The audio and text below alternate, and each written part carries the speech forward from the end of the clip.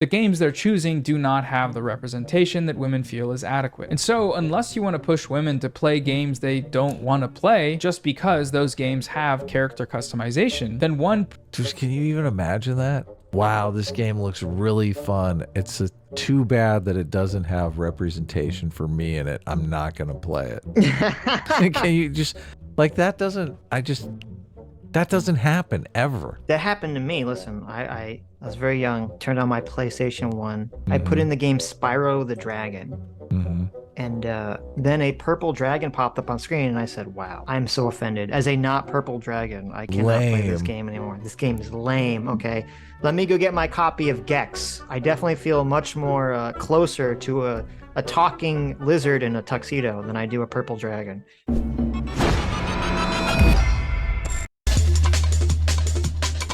All right, so let's look at another one of his arguments here, and this one regards the topic of character customization. That, and the fact that the people who made this ad clearly don't play video games, because there are plenty of them out there with extreme levels of character customization, and it's been that way for a while, as I remember that in Phantasy Star Online from over 20 years ago, you could customize your character to be a short person of size. I don't look like that. Not everyone looks like that.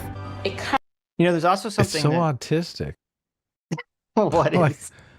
I don't look like that. Look, I never did a character where I was trying to make it look like me. I was always trying to make it look like something else.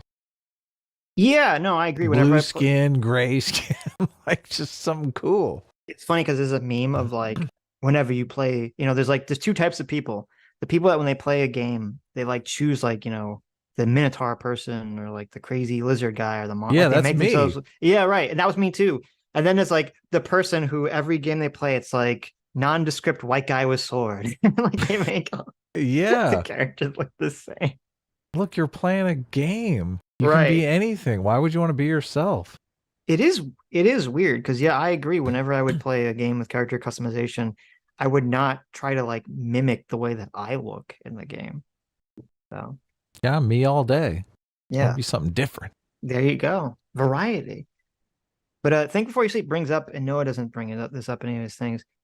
If listen to like the audio quality of this from the Dove commercial, it's kind of shockingly bad. Years ago, you could customize your character to be a short person of size. I don't look like that. Not everyone looks like that. So it's yeah, like, what's going on? this is Dove. This is a big advertising or a big brand. Why are they filming this person in like a void with massive echo, and yet it's still peaking like really bad? It sounds like they just did the video themselves and sent it into them. Maybe weren't they behind a green screen though, or in front of a green screen? I don't look like that. Not. No, see, look, they're in Nigeria. There's some Dove backdrop there. Okay. Whatever it is, it's really poor quality for Dove. It is. Everyone looks like that. A character that looks like me in a video game and be like, yo, this baby's fire. Yes, you can do that. If you want to create an albino character with red hair in a game, that's possible. Please, Dove, tell me more about how things that already exist in video games don't exist. So he's correct in pointing out that plenty of games offer character customization. He shows a couple, one of them is from 20 years ago, and one current game where he even recreated the albino woman from the ad. At least I think he did that. And if so, you know, nice. Putting in some effort. We love to see it. Lazy. The question one might ask from this point, though, is that if that's the case, if these games already exist and have for 20 years, then why do women still feel underrepresented? Oh, I don't know. It's kind of like why you'd want the methods to know if this is like real. Or maybe it's because people tell them that they should feel underrepresented. Did you ever think about that? Maybe they just watched a Noah Samson video and they're like, oh my God, I feel like I'm completely underrepresented now. It's funny how, so when a lot of people that are like on the woke left make this argument, they talk about, first of all, everything is a social contagion except for gender dysphoria. Right. Like everything of in the course. world is a social contagion. Oh my God. You can't show- Nazism, social Right. contagion. Yeah, if you see Nazis or anyone says anything right wing, they're going to become a Nazi like that. It just is, it's it's undeniable. If you see sexy women, you're going to sexually objectify them, and all the women are going to start becoming anorexic. Like everything in the world is a social contagion, except for gender dysphoria, obviously. But and yet they don't acknowledge the fact that, well, wait a minute, if everything's a social contagion, wouldn't that mean that you telling people that they're oppressed 24/7, even if they're not, makes them feel like they're oppressed? Yeah, social contagion. Oh, okay. Interesting. Should stop doing that. Right. You should tell them that they're happy. There you go. Start contagioning them that. Yes, that would be nice. As the survey showed. And I know he didn't read the survey because he didn't Google the survey, but I feel like Ironic. Is he still doing that? Is this the This second is from the video? first video. Oh, okay. Yeah. I'm just saying it's ironic now in retrospect, considering we found out that the survey course, was not even yeah. the right survey. Look, he's too lazy to Google the wrong study, so yeah. What an a-hole. I believe that Noah was drunk when he made this video. So yeah. Of course he was drunk. I think that's an interesting question to ask regardless, right? Just to give my own thoughts on it. Generally speaking, I feel like gamers play games that they want to play. How they decide on what those games are is multifaceted. Maybe they have friends that play them, or they find them in game stores, or they grew up playing similar games, they see advertisements, and so on. The stat God, this video is so informative. I'm so glad he's explained to people how they pick their video games. Yeah. Listen, Adam. I don't know if you knew this, but people play video games For different reasons. that they want to play. All right. I don't know if you knew that. Yeah. Listen, you walk up to the video game store and you're like, okay, I've bought all the stonks in GameStop, but now I'm here to actually buy a video game. You look at that wall and you say, how am I going to decide which game to buy? I can decide the game that I want to play, or I could just randomly close my eyes and just grab something off the shelf. Look, I'm just a little shocked that anyone would think, I'm going to have a section of this video explaining why people pick different video games.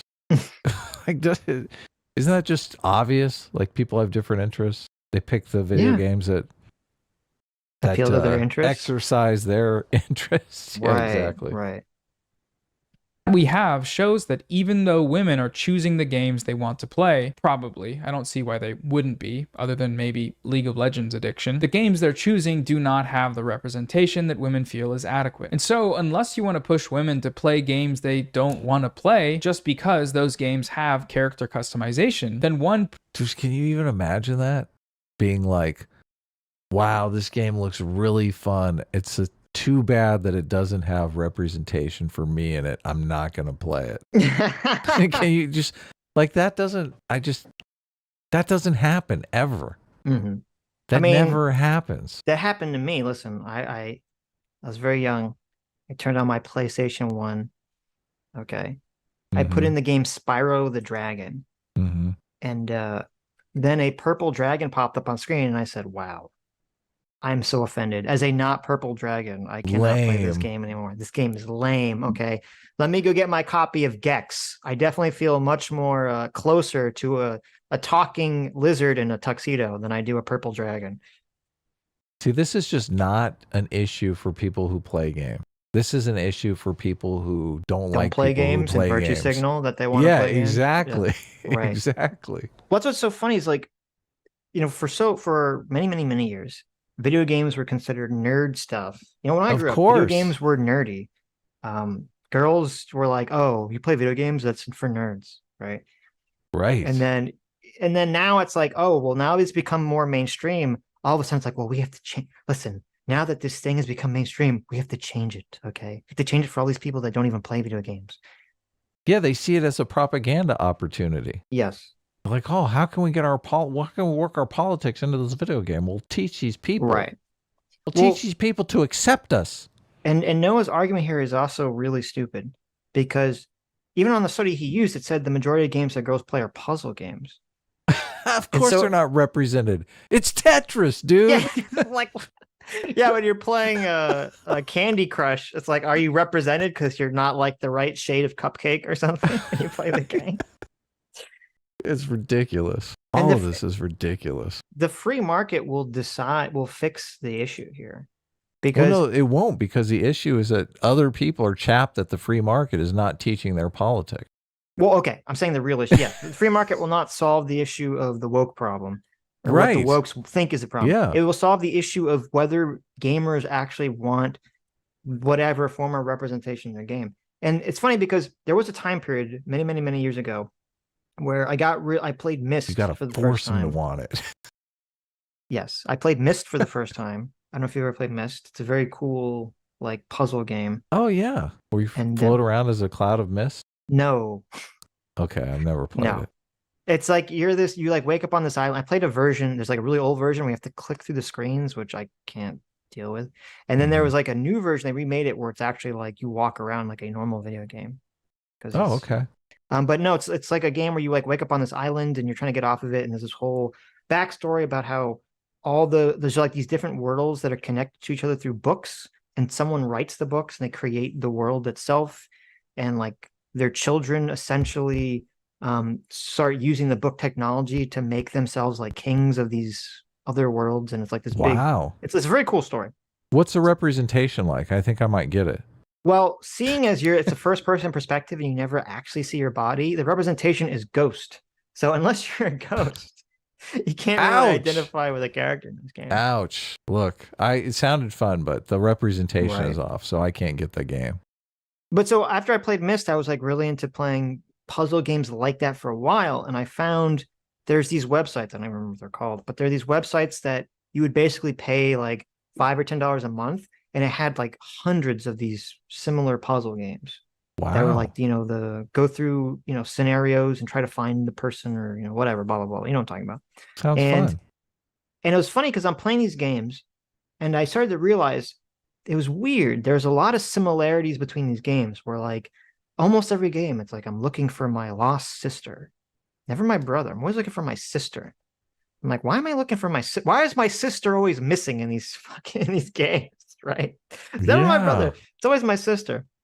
And then I started to notice like, oh, your husband's missing. I'm like, my husband's missing. I'm like, okay, listen, that's fine. I guess my husband's missing. And I'm like, why is my wife never missing this game? And I realized, gay. Right. And I realized as I'm playing these games, almost all the games are oriented towards a female player, even though you never see yourself. Right. So it doesn't make that distinction. Because all the females play these games, Sitch. Right. And then I looked up the stats one day, and it's like, the majority of women that are playing these games majority of people that play these games are women. I'm like, oh, okay. So that's why the stories are oriented and geared that way. The free market, right? They know who their audience is.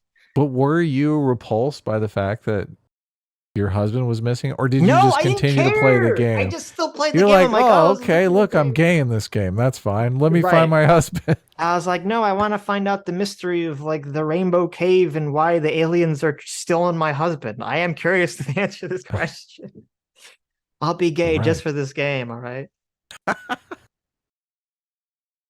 Oh, that's awesome. Pretty reasonable solution here would be to push for inclusivity in all games, just because all games have to be inclusive. It doesn't matter if it's in a game where there's so many games out there like Starfield where you can customize your own character. It's an RPG, no one cares. And there's so many games out there where you can't do that because it's a normal narrative story and the main character is a character.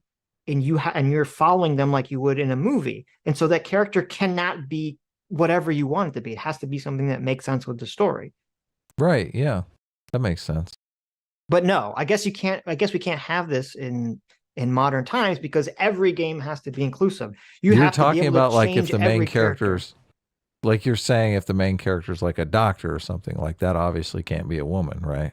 That's exactly what I'm saying. Well, no, I'm saying if you're playing God of War, what are you saying? If you're playing God of War, the main character is Kratos. He's going to be a big buff white guy who likes to pound giant monsters and gods into bloody mist with his fist and with his swords. Okay, he's not going to. You can't be like God of War. I want a non-binary person in a wheelchair. Okay. Yeah, God of War needs to be more inclusive. I think that at the beginning of the game, Kratos should be able to customizable into being a non-binary wheelchair-bound lady. Lady? who's a lady and binary. How dare you? They, and them non-binary pronouns. and also albino. Like, he's like, yeah, it doesn't work that way. I don't know. I don't know what to tell you. Yeah. God of War is a particular situation, though. There's No, some listen, customizability, but not when every I game, play, obvious. I want to play the next Arkham game, the next Batman game. Batman should be customizable. Okay, why do I have to play as Batman? Why can't I be Barbara Gordon in a wheelchair, driving around in my wheelchair, like shooting batarangs out of it, knocking out people? Did you know that there's more female doctors now than male doctors? I did know that. Well, I didn't know that. I knew that there's more women graduating from med school Yeah. than men are. But I don't know if they've overtaken them in the field. Actually, no, I think the last time I looked it up, I think there were more female GPs than males. General But there's more practitioners, male yeah. specialists than Oh, yeah. female. That's, yeah. Because the guys are greedy. Yeah. And there's way more male surgeons.